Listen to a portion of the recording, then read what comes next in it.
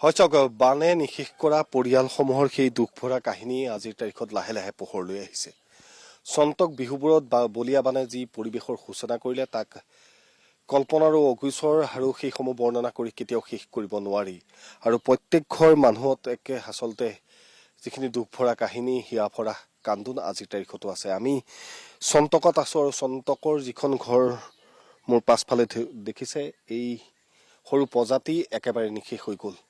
ইয়াত যি পৰিয়াল আছিল, পৰিয়ালৰ মূল মুৰব্বীগৰাকী, সেই মুৰব্বীগৰাকী বানে উটুৱাই নিলে। গতিকে সপোনবিলাক যি আছিল বা যেনেধৰণে পৰিয়ালটো চলি আছিল, সেই সকলোবিলাক নিশেষ হৈ গ'ল। আৰু সেই নিশেষ হৈ যোৱাৰ পাছত এতিয়া সেই পৰিয়ালটোৰ যিগৰাকী মানুহ, যাৰ পত্নী স্বামী আছিল, তেখেত নাইকিয়া হ'ল, পত্নীগৰাকী আছে আৰু লগতে এটি কণমানি।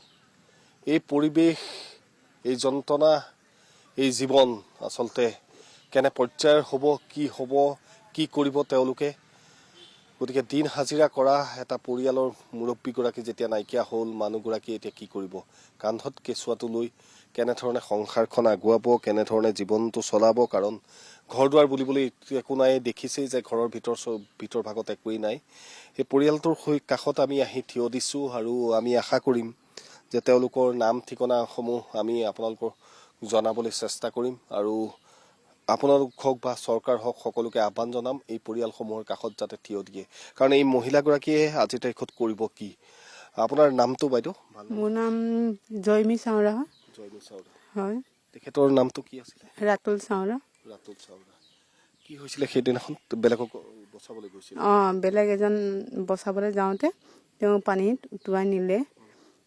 উটুৱাই নিয়াৰ সময়ত ল'ৰাটোও চালে, ল'ৰাটো 6 বছৰ, ছোৱালীজনী 1.5 বছৰ। ল'ৰাটো কৈছে মা পাপাক বচোৱা, কিন্তু ছোৱালীজনী দেখাইছে আঙুলি। ময়ো জাপ মাৰিবলৈ গৈছিলোঁ, কিন্তু ছোৱালীজনীক লৈ মেলি নোৱাৰিলোঁ আৰু বচাবলৈ। পানী চবেই ধৰি ৰাখিলে আৰু মোক যাব দিয়া নাই। মানে কোনো বচাবলৈও নোৱাৰিলে মানুহজনক, এনেকুৱা অৱস্থা হৈ গৈছিলে। তাৰপিছত এনেকুৱা কৰোঁতে আৰু ল'ৰাটো পৰিলে আৰু ৰাস্তাতে পৰি গ'ল। বেয়াও লাগিছে মোৰ মানে কলিজা ফাটি গৈছে। আৰু যিহেতু এটা বুঢ়ী মাক আৰু ল'ৰা দুটা, কেনেকৈ তুলিম, কেনেকৈ কি কৰিম, এনেকৈ ভাবিছোঁ। মানে মোৰ একেবাৰে ভাগি পৰিছোঁ। আৰু তেতিয়া খেতি বাতিও নাই। তাৰপাছত দিন হাজিৰা কৰি খাইছিলোঁ। এই ল'ৰা ছোৱালীকেইটাক কেনেকৈ তুলি তালি ডাঙৰ কৰিম, সেইটো আপোনালোকৰ ওচৰত অসমৰ ৰাইজক মোক সহায় কৰে যাতে, অসমবাসী ৰাইজে। সেইটোৱে মোৰ, কিনো ক'ম আপোনালোকক, একো ভাষা নাই আৰু ক'বলৈ। ল'ৰা ছোৱালী দুটা 6 বছৰীয়া? এটা 6 বছৰ, এইটো 1.5 বছৰীয়া। 6 বছৰ 1.5 বছৰ। হয়। সিটো একোৱেই নাজানে। ৰাতি আহিলে কয়, মা গধূলিটো পাপাই আনি দিয়ে বিস্কুট, এতিয়াতো পানীত সোমালে কেতিয়া আহিব, এনেকৈ কয়। এইজনীতো পাপা বুলি চিঞৰি থাকে। মানুহ কাৰোবাক দেখিলে পাপা বুলি গুচি যায়। মোকো বেয়া লাগে। এতিয়া যাতে লোকৰ ঘৰত আছোঁ, হ'লেও ল'ৰাকেইটা ক'তনো মানিব, পাপাকটো বিচাৰিবই। এতিয়া আছে ক'ত? খোৱা বোৱা কি কৰিছে? খোৱা বোৱাটো কৰিছোঁ, যেনে তেনেকৈ। খাবতো মন নাযায়, এনেকৈ থাকোঁ। ল'ৰাটোও মোৰ লগে সিও নাখায়। তাৰপাছত লোকৰ ঘৰতে আছোঁ এতিয়া। ঘৰটোতো অৱস্থা নাই, আপোনালোকে দেখিলেই। কেনেকৈ থাকিম এতিয়া? যদি আপোনালোকে সহায় কৰে, ঘৰটো যদি বনাই দিয়ে, তেতিয়া থাকিব পাৰিম। নিয়মটো একো হোৱা নাই এতিয়ালৈকে। সকামটো শুকুৰবাৰে কৰিম বুলি ভাবিছোঁ, পাতিম বুলি। এতিয়া ঘৰ চৰ চপাও হোৱা নাই। যদি মানুহো পোৱা নাই এনেকা চফা কৰিবলৈ। যেতিয়া 3 দিন, মানুহটোক 3 দিনৰ মূৰত পাইছোঁ। মানুহক তুলিবলৈ ইমান হাত জোৰ কৰিছোঁ তুলিবলৈ, কিন্তু কোনো বোলে চোৱা লাগিব। আমি গৈছোঁ, লোকৰ ঘৰত খেদি দিছে আমাক। তাৰপাছত 3 দিন হৈ গৈছে, কোনো মানুহ এতিয়া পানী এগিলাচ সোধা নাই। ল'ৰাটোকো মোকো ইয়াক বুকুচা বান্ধি পিঠিত, ল'ৰাটোক হাতত ধৰি মাক লোকৰ ঘৰত থৈ মেলি মানুহক বিচাৰিব গৈছোঁ। মোৰ মানুহজনক উঠাই দিয়ক। কোনো মানুহ বোলে ভাত খাই যাম, কোনোবাই কৈছে মোৰ কাম আছে মোৰ ঘৰত। তাৰপাছত এনেকৈ কৰি আহোঁতে মই ক'লো নিজে ল'ৰাটোক, বেটা মই তোৰ ভণ্টিক ধৰিবি ৰাস্তাত, মই ল'ৰাটোৰ পাপাক টানি মেলি আনিম, উপায় নাই। তাৰপাছত সেইটোৱে যিহেতু কৈ আহিছিলোঁ ল'ৰাটোক, তাৰপাছত গৈ মেলি 2জনমান উঠাই মেলি ৰাস্তাত থলে, কিন্তু মানুহ নাই ইয়াত। মানে মোক সান্তনা দিবলৈ কোনো মানুহ নাই। ল'ৰাটো বাগৰি ইয়াতে কান্দিছে, কোনো এগিলাচ পানী দিবলৈও মানুহ নাই।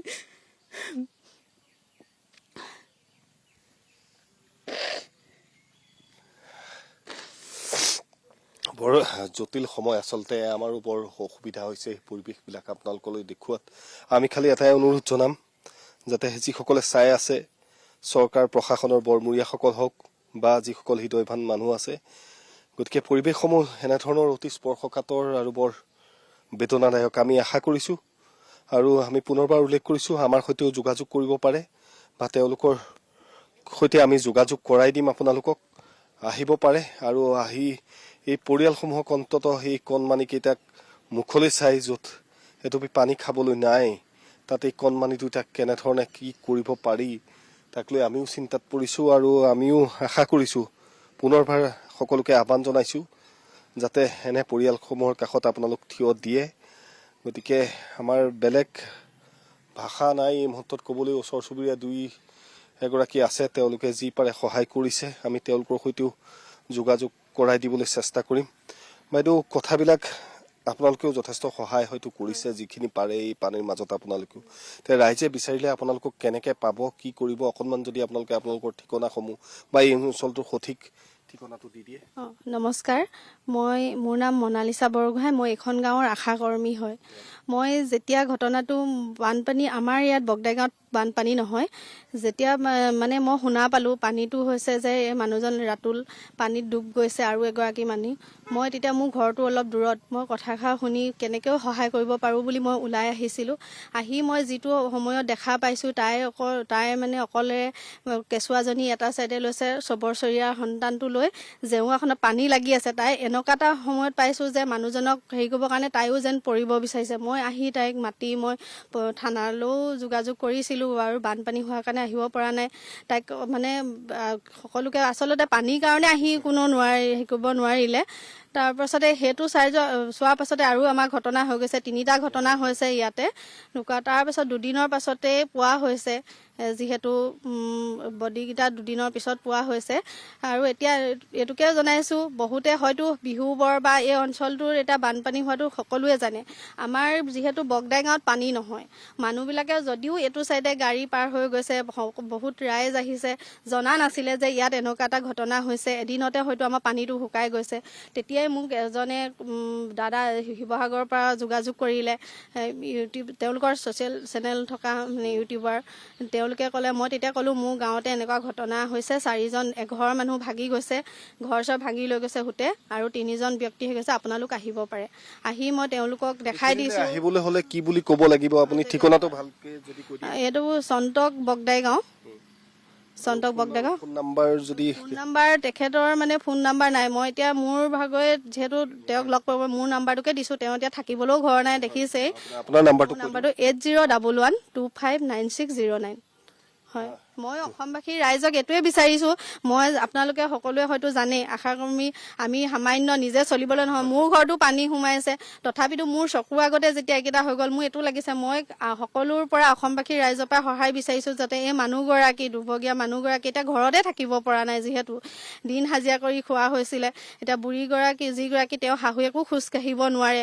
এতিয়া তাই মানে নিৰুপায় হৈ গৈছে বৰ্তমান চলিবৰ কাৰণে। এতিয়া মানুহে খাবলৈও দিছে বা কাপোৰ কানি দিলেও এতিয়া তাৰমানে তাই সামৰি থ'বলৈও নাই, গোটেই জেগা নাই। কিবা এটা ঘৰ দুৱাৰবিলাক ঠিক কৰি বা তাই থাকিবৰ কাৰণে কিবা এটা সহায় কোনে কেনেকৈ পাৰে, তাই যেতিয়া অকণমান ল'ৰা ডাঙৰ হ'লে হয়তো কিবা এটা কৰি মেলি খাব পাৰিব, সেইটোকে বিচাৰিছোঁ অসমবাসী ৰাইজৰ পৰা, চৰকাৰৰ পৰাও বিচাৰিছোঁ।